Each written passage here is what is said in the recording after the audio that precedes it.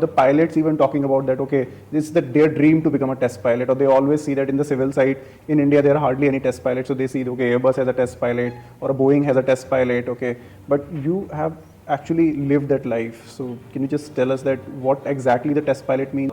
So there are essentially two types of test pilots. One is called the experimental test pilot, which is ETP, and a prototype test pilot, PTP.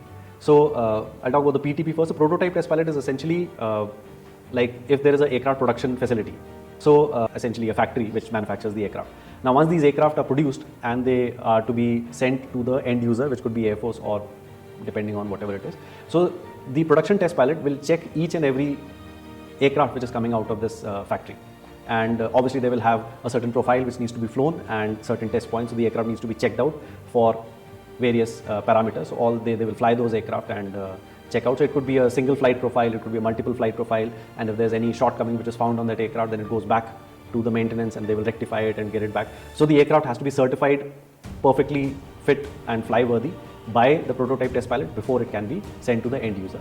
The other category, the experimental test pilot, so that is encompassing the test flying of either a brand new aircraft which is from the design board, it is being designed and built by an agency, or it could be a modification which has to be carried out on an existing aircraft.